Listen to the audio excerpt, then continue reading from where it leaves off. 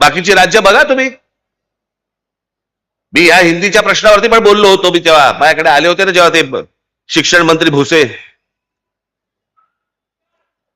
त्यालाही मी म्हटलं होतं. मी म्हटलं गुजरातमध्ये आहे का हो?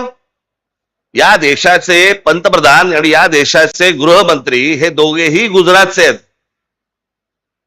अमित शहा एका त्यांच्या इंटरव्ह्यू मध्ये बोलले होते, त्यांना प्रश्न विचारला भाषावादावरती, तर ते बोलले पहिल्यांदा तुम्हाला सांगतो म्हणे मी काही स्वतः हिंदी भाषिक नाही, मी गुजराती आहे.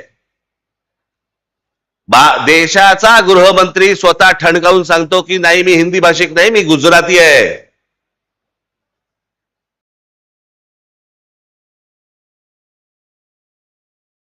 आज पंतप्रधान नरेंद्र मोदी झाल्यानंतर महाराष्ट्रामधले अनेक प्रकल्प गुजरातमध्ये गेले. डायमंड मार्केट गुजरातमध्ये गेलं.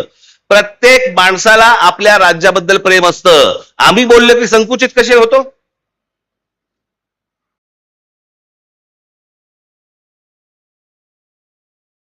मी जेव्हा त्यांना सांगितलं, म्हटलं तुम्ही आता हिंदी आणायचा प्रयत्न करताय, गुजरातमध्ये आहे का हिंदी? ते बोलले नाही गुजरातमध्ये नाही हिंदी. म्हटलं मग महाराष्ट्रात का आणताय?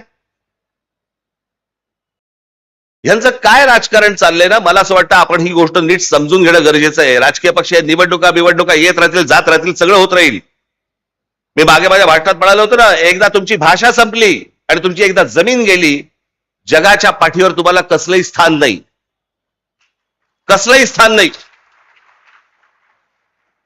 मी आता मुद्दा म्हणून तुम्हाला आता गुजरात मधली जागेची परिस्थिती म्हणजे शेती जमीन बघा, शेतीची जमीन